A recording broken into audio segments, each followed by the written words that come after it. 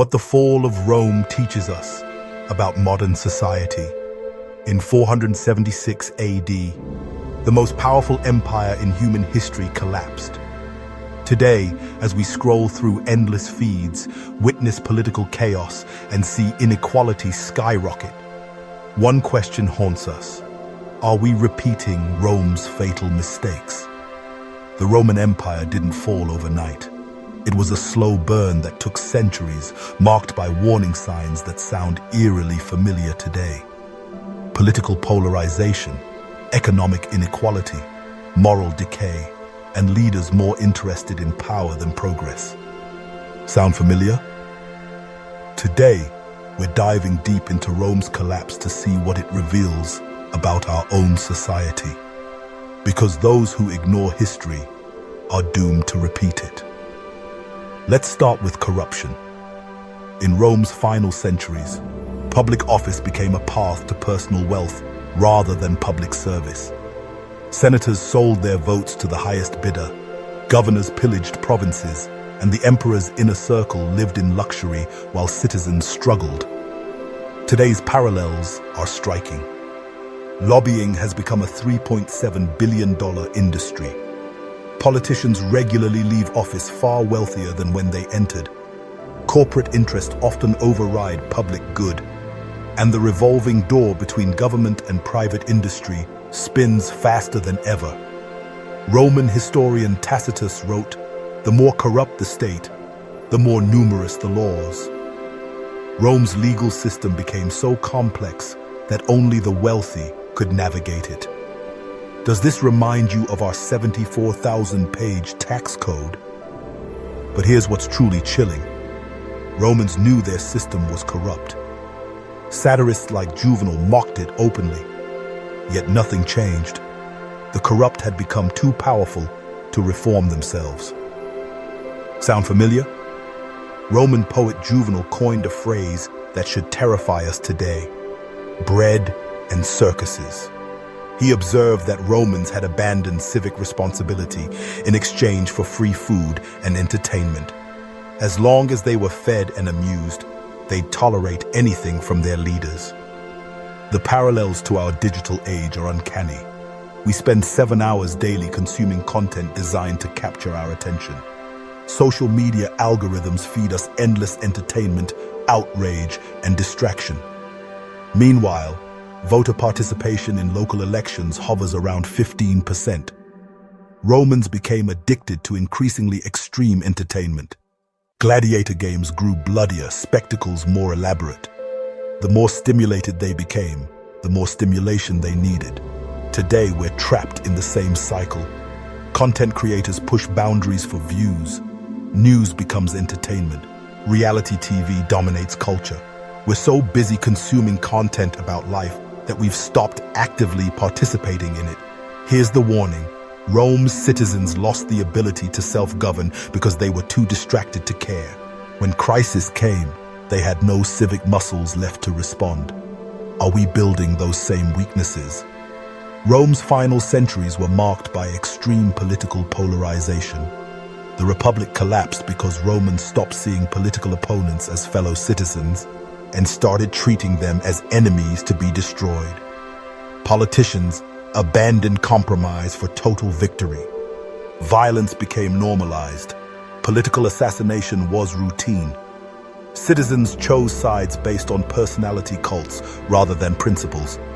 The parallels today are disturbing. We live in separate information bubbles. Political opponents aren't just wrong, they're evil. Compromise is seen as betrayal. Social media amplifies the most extreme voices while silencing moderate ones. But here's what Romans learned too late. A house divided against itself cannot stand. When facing external threats, barbarian invasions, economic crisis, plague, Romans were too busy fighting each other to mount effective responses.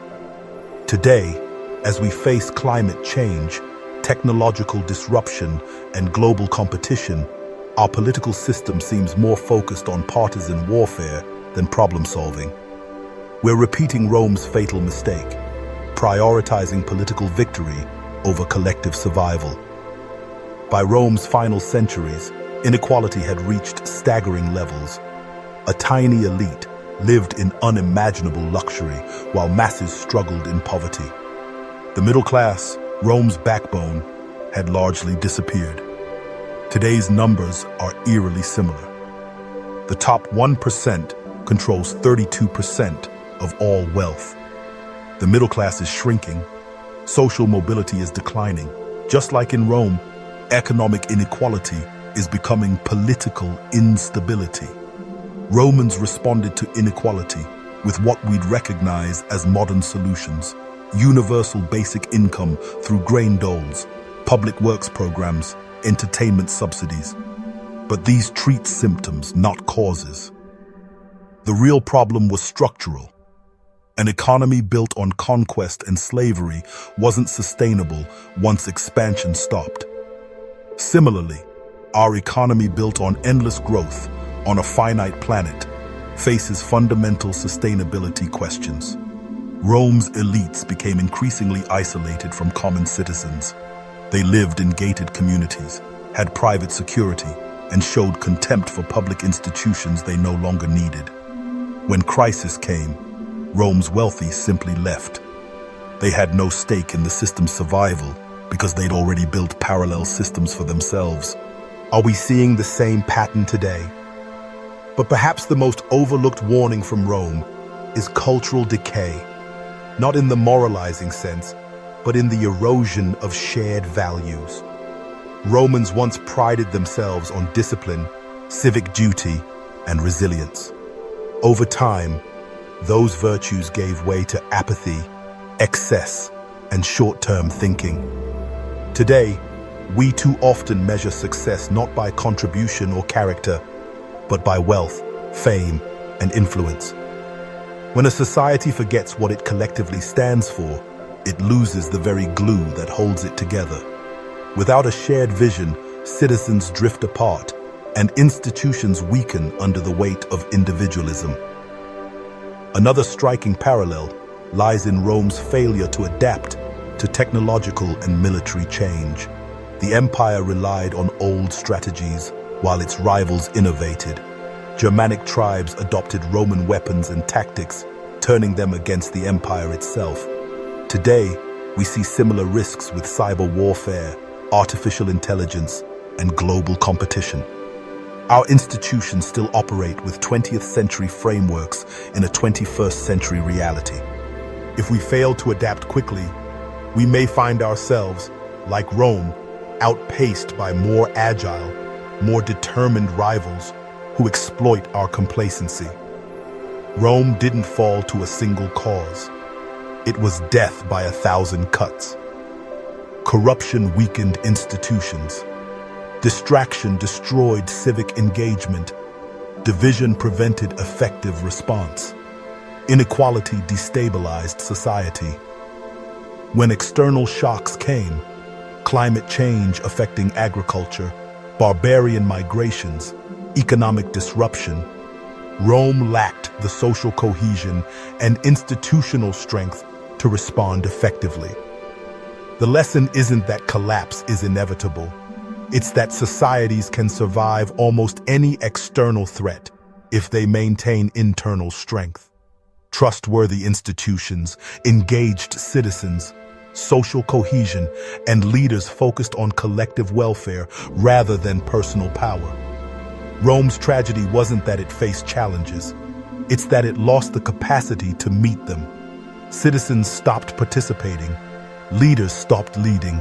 Institutions stopped functioning. Society stopped believing in itself. And perhaps the most sobering lesson of all is this: Rome never believed it could fall. To its citizens, the empire was eternal, destined to last forever.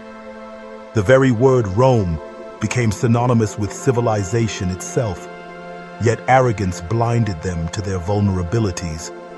They mistook size for strength, wealth for stability, and tradition for permanence. Today, we make the same mistake when we assume modern technology, military power, or economic dominance guarantees our survival. No society is too advanced, too rich, or too powerful to fail. History reminds us that collapse always seems impossible until it happens. So are we doomed to repeat Rome's fate? Not necessarily. Unlike Romans, we have their example as a warning. We can see the patterns and choose differently. The solutions aren't mysterious. Fight corruption through transparency and accountability. Counter distraction by engaging actively in our communities. Bridge division through genuine dialogue and compromise. Address inequality before it destabilizes everything. But here's the key. These changes require us to choose long-term thinking over short-term gratification, collective responsibility over individual comfort, difficult truths over pleasant lies. Rome's citizens had a choice too. They chose comfort over responsibility, entertainment over engagement, division over unity. They chose wrong, and their civilization paid the ultimate price. We stand at a similar crossroads. The question isn't whether we'll face challenges.